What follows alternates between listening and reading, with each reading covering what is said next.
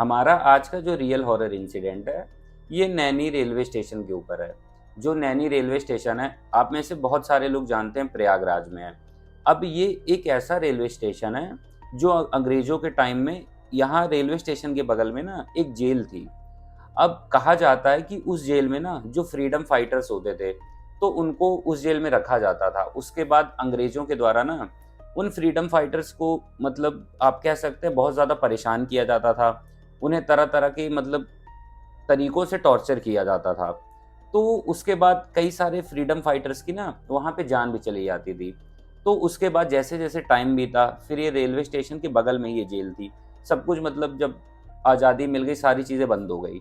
लेकिन अब कहा ये जाता है ना कि जो लोग वहाँ पर उस जेल में मारे गए थे, तो रात के अंधेरे में जो नैनी रेलवे स्टेशन है, इसी के आस-पास उन लोगों की जो आत्माएँ हैं भटकते हुए दिखाई पड़ती हैं।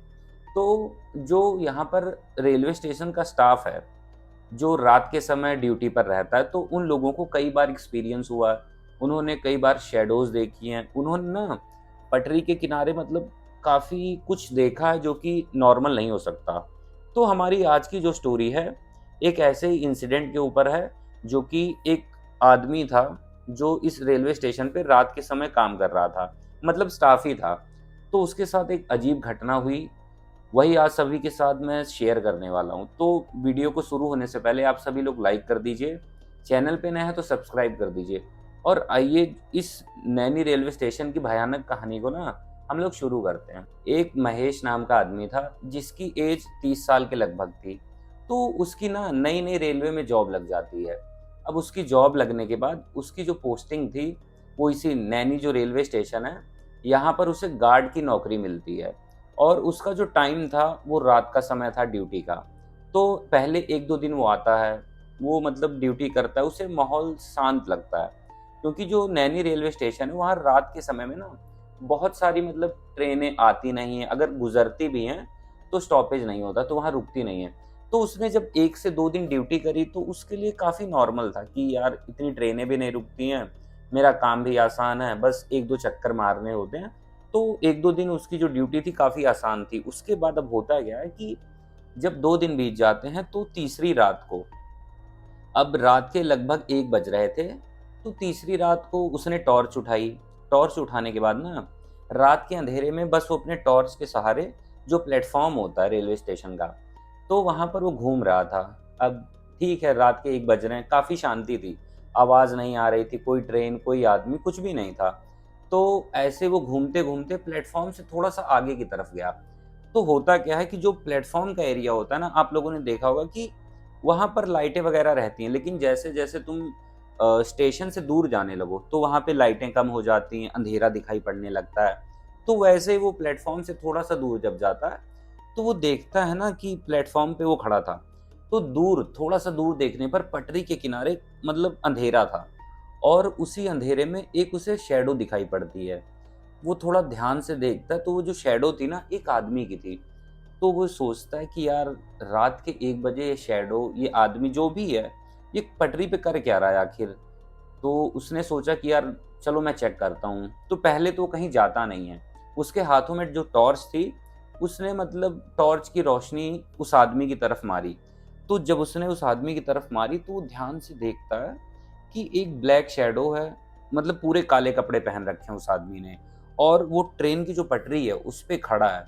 और जब वो थोड़ा-सा टॉर्च और ऊपर उसकी फेस की तरफ करता है, तो जो महेश होता है ना, जो देखता है वो देखने के बाद एकदम पागल-सा हो जाता है। अब वो देखता है कि जो आदमी खड़ा है, उसका तो सर ही नहीं है। तो ये देखने के बाद कि यार इसका सर ही नहीं, पहले तो उसे अपनी आँखों पे भरोसा ही नहीं होता कि मैं ये कोई सपना तो नहीं देख रहा हूँ। लेकिन फिर से जब वो टॉर्च मारता है तो देखता है कि जो वो शैडो खड़ी थी, आदमी की तरह दिख रही थी, 5.5 या 6 फुट हाइट थी, लेकिन उसका सर कटा हुआ था। तो उसका सिर्फ़ पूरी बॉडी थी, सर था ही नहीं। अब ये देखने के बाद वो काफ़ी डर जाता है। तो वो सोचता है कि यार मैं यहाँ से भाग जाऊँ, ये मतलब पता नहीं क्या चीज़ है। लेकिन अब ये सारी चीज़ें होने के बाद ना उसके साथ होता है ऐसे कि वो ना चिल्ला पाता है, ना वहाँ से दौड़ के भाग पाता है। तो वो पहले 1-2 मिनट के लिए ना एकदम सुन्न पड़ जाता है। आप लोगों को पता है कि जैसे अगर अचानक से डर लगता है ना, तो बहुत सारे इमोशंस आ जाते हैं या फिर दिमाग समझ नहीं पाता कि हम करें क्या। वही सेम चीज़ महेश के साथ हो रही थी। तो वो एकदम मतलब सुन्न पड़ गया था, ऐसे खड़ा था। अब इसके बाद वो ध्यान से देखता है कि जो वो शैडो थी, अब वो धीरे-धीरे पटरियों से होते हुए प्लेटफ़ॉर्म की तरफ आ रही थी। अब ये देखने के बाद जो महेश था, उसका डर मतलब बढ़ता ही जा रहा था कि आखिर ये मेरी तरफ आ क्यों रही है। अब जो शैडो थी, जब वो धीरे-धीरे आगे बढ़ रही थी महेश की तरफ, तो सबसे पहले महेश पता क्या नोटिस करता है, वो देखता है ना कि वो जो शैडो थी, उसके जो कपड़े तो ब्लैक थे, लेकिन उसके कपड़े फटे हुए थे। फटे कपड़े थे, मतलब ऐसे लग रहा था जैसे मिट्टी वगैरह लगी है, काफ़ी मतलब पुराने से लग रहे थे। और जैसे-जैसे ही ना अब वो प्लेटफ़ॉर्म की तरफ नज़दीक आ रहा था, तो एक अजीब-सी स्मेल आ रही थी, जैसे कोई फूल होते हैं वो सड़ गए हों। तो ये सारी चीज़ें महेश अपनी खुली आँखों से तो देख रहा था, लेकिन ना भाई वो भाग पा रहा था, ना कुछ रिएक्ट कर पा रहा था। अब वो बिना सर का जो आदमी था, वो धीरे-धीरे महेश की तरफ बढ़ता एकदम, जब एकदम होता नहीं है कि जो पटरी है नीचे होती है और जो प्लेटफ़ॉर्म ऊपर होता है, जब थोड़ा-सा गैप रह गया, तो महेश समझ गया कि आज तो मुझे लगता है कि मेरी जान चली जाएगी। ये कोई ऐसी भयानक चीज़ है जो मुझे अपने साथ मतलब ले जाने आई है। तो उसे समझ नहीं आता, तो महेश करता क्या है कि अपनी आँखें बंद कर लेता है। आँखें बंद करने के बाद महेश ने बस सिर्फ़ और सिर्फ़ भगवान को याद करना शुरू कर दिया। लेकिन बस 2 मिनट ही बीते थे कि उसे महसूस होता है कि एक अजीब-सा ठंडा-सा हाथ है, जो महेश को टच कर रहा है। तो महेश तो इतना ज़्यादा डर जाता है और वो समझ नहीं पा रहा था कि ये हाथ है किसका। लेकिन अंदर ही अंदर उसे पता था कि कहीं ये वही शैडो तो नहीं, वो सरकटा आदमी तो नहीं, जो मुझे टच कर रहा है। अब उसके 10 से 15 सेकंड बीते ही थे, तो महसूस होता है महेश को कि उसके कानों में ना एक आवाज़ आती है। वो आवाज़ इतनी अजीब-सी आवाज़ थी कि मतलब जैसे किसी का गला खराब हो, और वो आवाज़ महेश से बोलती है, "तू भागना मत, तू यहीं रुक।" बस इतना सुनने के बाद ना महेश के मतलब आप कह सकते हैं पैरों तले ज़मीन खिसक जाती है। अब महेश ना यहाँ वहाँ से मतलब भाग ही पा रहा था, ना कुछ रिएक्ट कर पा रहा था, ना चिल्ला पा रहा था कि अगर मैं चिल्लाऊँ तो क्या पता कोई और स्टाफ हो आके मेरी मदद ही कर दे। तो एकदम वो फ्रीज़ सा हो गया था और उसकी आँखें बंद थी, बस वो भगवान को याद कर रहा था और ये चीज़ें उसके साथ हो रही थी। अब थोड़ा ही टाइम बीता था ना कि महेश को महसूस होता है कि जो शैडो है, वो महेश का हाथ पकड़ के जो पटरी होती है, प्लेटफ़ॉर्म के नज़दीक जो पटरियाँ होती हैं, उसकी तरफ उसे खींच के ले जाने की कोशिश कर रहा है। तो महेश को समझ आ जाता है कि ये कोई न कोई भूत-प्रेत या कोई अजीब आत्मा है, जो मुझे भी पटरी के किनारे ले जा रही है और ये चाहती है कि कोई ट्रेन आए, मुझे टक्कर मारे और मेरी जान ले ले। तो जब ये चीज़ें महेश के साथ होने लगी ना, तो भाई अब इंसान करे क्या? उसे कुछ समझ ही नहीं आ रहा था कि पहली चीज़ तो ये कोई आदमी है ही नहीं, ये है चीज़ जो है वो भूत है। अब ये मुझे जो पटरी है उसके किनारे ले जा रही, आखिर मैं बचूँ कैसे? तो महेश सिर्फ़ अंदर ही अंदर भगवान का नाम ले रहा था, लेकिन अचानक से ना महेश के अंदर एक अजीब-सी शक्ति आती है। वो मतलब उस शैडो को बहुत तेज़ से धक्का देता है। तो धक्का देने के बाद ना, जब उसकी आँखें अचानक से खुलती हैं, वो धक्का देता है, वो देखता है कि वो पटरी के पास पहुँच गई थी वो चीज़, जो सरकटा आदमी था। तो इसने ना किसी तरह उससे अपने आप को छुड़ा लिया था और अब ये उल्टे पैर ना महेश इतनी तेज़ी से भागने की कोशिश करता है। तो जब ये प्लेटफ़ॉर्म से भाग रहा था, तो भागते हुए थोड़ा से आगे गया, तो इसे दिखाई पड़ता है ना कि वहाँ पर एक स्टेशन मास्टर का एक रूम था। वो रूम खुला हुआ था।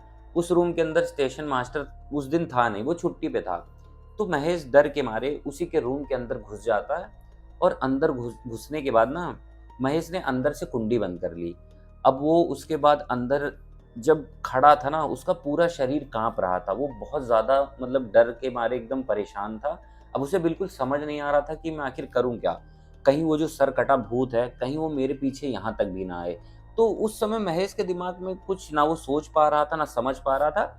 बस वो डर के मारे उस रूम के अंदर खड़ा था। अब महेश को ना उस रूम के अंदर आए 2 से 3 मिनट ही हुए थे कि महेश को महसूस होता है कि जो पूरी बॉडी थी सरकटे की, वो जो दरवाज़ा महेश ने अंदर से बंद कर रखा था, उस दरवाजे के बाहर वो चीज़ आ चुकी थी और दरवाजे को अब तेज़ी-तेज़ी से धड़ाम-धड़ाम की आवाज़ से मुक्के मार रही थी। मतलब वो दरवाजे को तोड़ने की कोशिश कर रही थी कि मैं अंदर जाऊँ और महेश को पकड़ के अपने साथ ले जाऊँ। तो महेश बेचारा मतलब गेट तो बंद कर चुका था, लेकिन बहुत ज़्यादा डरा हुआ था। तो वो थोड़ा रूम के अंदर जाता है, तो अंदर ही ना एक खिड़की थी। तो खिड़की जो थी वो मिरर वाली खिड़की थी। उसमें सिर्फ़ काँच लगा था, तो अंदर से बाहर का सब कुछ दिखाई पड़ता था। तो महेश देखता है कि एक अजीब-सा सर, जो मतलब मैं आप लोगों को बताऊँ, जो सरकटा था, पहले तो उसकी सिर्फ़ बॉडी दिख रही थी, लेकिन अब उसका सर ना विंडो के बाहर हवा में उड़ रहा था। तो जब महेश ने ये चीज़ देखी ना, तो भाई उसके रोंगटे खड़े हो गए। महेश देखता है कि वो जो सर था, उसका पूरा चेहरा सफ़ेद था। उसकी आँखें लाल थी, मतलब गड्ढे थे एकदम। बाल थे एकदम खुले और हवा में उड़ रहे थे। और ऐसा लग रहा था ना कि वो एक अजीब-सी मुस्कान दे रहा है और महेश को देख रहा है। अब ये देखने के बाद महेश, भाई उसे समझ ही नहीं आ रहा था, कि अपनी आँखों पे भरोसा नहीं हो रहा था कि आखिर ये चीज़ है क्या? एक बॉडी है जो दरवाजे पर खड़ी है, नॉक कर रही है बार-बार, और जो ये सर है, अब ये विंडो पर आकर मुझे डराने की कोशिश कर रहा है। अब महेश समझ गया था कि आज इन चीज़ों से बच पाना मेरा नामुमकिन है, आज मेरी मौत पक्का है। लेकिन होता है ना कि अगर जिस टाइम पे किसी इंसान की मौत ना आई हो, तो वो हो ही नहीं सकती, क्योंकि वही शायद उस दिन महेश के साथ हुआ, क्योंकि महेश की उस दिन शायद मौत आई ही नहीं थी। तो महेश ने किया क्या कि जो महेश था उसने शर्ट पहन रखी थी, तो उसने अपनी ऊपर वाली जेब में मतलब हाथ ऐसे रखा, टच किया, तो उसे महसूस होता है ना कि उसकी जेब में कुछ रखा हुआ है। अब मैं आप लोगों को यहाँ बताऊँ काफ़ी इंटरेस्टिंग चीज़, जो महेश की वाइफ़ थी ना, वो हमेशा महेश का जो मतलब पॉकेट होती थी, उसमें एक छोटी-सी हनुमान चालीसा रख देती थी। तो जब उसने महेश ने चेक करी जेब, तो उसकी जेब में एक हनुमान चालीसा छोटी-सी निकली। ये देखने के बाद महेश के अंदर थोड़ी-सी हिम्मत आती है। अब उसने अपने उसने मतलब पॉकेट से हनुमान चालीसा को निकाला, अपने हाथों में लिया, और जो विंडो के पास हेड था, जो सरकटा का सर था, वो दिखाई पड़ रहा था। तो वही हनुमान चालीसा उसने ले जाकर बस ऐसे दिखाया ही, नज़दीक ही करा। जैसे उसने नज़दीक करा ना, जो वो सर था, अजीब-सी मतलब वो चीखने लगा, और ऐसा लगा कि जैसे उसे किसी ने हवा में धक्का दे दिया हो पीछे। वो गायब हो गया। तो जैसे ही वो गायब हुआ ना, तो उस समय महेश की साँस में साँस आई। महेश को लगा कि यार शायद अब वो चला गया है।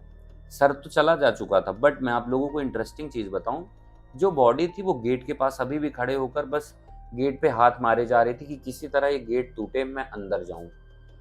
अब जो महेश था वो समझ चुका था कि यार मैंने किसी तरह सर से तो पीछा छुड़ा लिया, लेकिन जो इसका धड़ है, इसकी पूरी बॉडी है, मैं इससे कैसे पीछा छुड़ाऊँ? तो महेश ने यहाँ पर दिमाग लगाया, वो जो विंडो थी, वो विंडो मैंने आपको बताया काँच की थी। तो उसने किसी तरीके उस विंडो को तोड़ा और उस विंडो से वो बाहर निकल गया। अब बाहर निकलने के बाद उसे महसूस होता है कि शायद जो उसकी बॉडी थी सरकटे की, उसने ये चीज़ सुन ली, देख ली, पता नहीं क्या था, बट उसे ऐसा महसूस हुआ कि उसके पीछे कोई आ रहा है। लेकिन उस रात फिर महेश ने पीछे मुड़कर देखा ही नहीं, बस वो भागता रहा। वो मतलब जो स्टेशन था, प्लेटफ़ॉर्म से दौड़ते हुए, पटरियों को पार करते हुए, मतलब ऐसे रोडों पे दौड़ते, भागते किसी तरह 3:30 से 4 बज जाते हैं। ये सारी चीज़ें होने मतलब जब स्टार्ट हुई थी तब 1 बज रहा था, तो ये सब चीज़ें होते-होते 4 बज गए। तो 4 बजे जो महेश था, वो जब भागकर वहाँ से काफ़ी आगे जाता, तो वो एक गुमटी होती है, एक छोटी-सी दुकान होती है चाय की। वो वहाँ पर बैठता है, चाय पीता है। उसका जो हाथ था उसमें खून लगा हुआ था, क्योंकि उसने अपने हाथों से जो विंडो थी उसको तोड़ी थी। उसकी जो जान थी वो तो बच चुकी थी, लेकिन वो बहुत ही ज़्यादा सदमे में था। उसे समझ नहीं आ रहा था कि आखिर इस रात मेरे साथ हुआ क्या? तो बस उसके बाद खुश नहीं होता, सुबह जैसे होती है इंतज़ार करता है वो, तो अपने घर जाता है। तो वो सारी चीज़ें अपनी वाइफ़ को बताता है। उसके बाद ना जो महेश था उसकी तबीयत ख़राब होने लगी। तो वो कुछ दिन हॉस्पिटल में गया, उसने अपना इलाज कराया। तो डॉक्टर्स बताते हैं कि जो महेश था उसके दिमाग पर ना मतलब बहुत, आप लोगों को मैं कैसे बताऊँ कि डॉक्टर कहते हैं उसे काफ़ी बड़ा मेंटल शॉक लगा है। उसने कुछ चीज़ें ऐसी देख ली हैं या सुन ली हैं, जो भी उसके साथ बीती हैं, उसकी जो मेंटल हेल्थ है वो काफ़ी ज़्यादा मतलब प्रॉब्लमैटिक हो चुकी है, काफ़ी ज़्यादा वो परेशान है। तो वो हफ़्ते 10 दिन तक हॉस्पिटल के अंदर रहता है, 10 दिन 15 दिन, उसके बाद वो रिकवर होता है। तो रिकवर होने के बाद जो महेश था, उसने वहाँ जो अपनी जॉब थी रिज़ाइन कर दिया, और वो अपनी फैमिली के साथ वहाँ से मूव कर गया। तो ये जो नैनी रेलवे स्टेशन है, इसकी जो इंटरेस्टिंग स्टोरी थी, महेश के साथ जो हुई, जो वहाँ पर काम किया करता था, एक मतलब गार्ड था कह सकते हैं, उसके साथ ये सारी चीज़ें हुई, ये सरकटा उसे दिखा, जान से मारने की कोशिश करी, उसे पटरी के किनारे खींच के ले जाने की कोशिश करी। तो उस दिन के बाद से ना ये जो स्टोरी थी ये फैल गई, क्योंकि महेश ने जॉब क्यों छोड़ी, ये सारी चीज़ें, ऐसी कहानियाँ पहले भी काफ़ी सारी थी। बट फिर ये चीज़ें बहुत ज़्यादा फैल गई, तो अब ऐसा है कि मतलब लोग आना-जाना सारी चीज़ें हैं, वो रेलवे स्टेशन अभी भी चल रहा है। बट लोग सतर्क रहते हैं इन चीज़ों से, जहाँ ज़्यादा अंधेरा है उधर नहीं जाते, रात के समय रुकना पसंद नहीं करते, तो ये सारी चीज़ें चल रही हैं। तो बस आज की जो पूरी नैनी रेलवे स्टेशन की महेश की जो हॉरर स्टोरी थी, मैंने आप सभी लोगों को पूरी डिटेल में बता दी। अगर आप सभी लोगों को वीडियो अच्छी लगी हो तो वीडियो को लाइक ज़रूर करें। और मैं एक चीज़ आप सभी से कहना चाहता हूँ कि आप लोगों के क्या थॉट्स हैं इस स्टोरी को लेके, आप सभी लोग कमेंट बॉक्स में कमेंट भी कर सकते हैं। बाकी हमारे चैनल को सब्सक्राइब कर लीजिए, ऐसी हॉरर स्टोरीज़ आप सभी तक आती रहेंगी।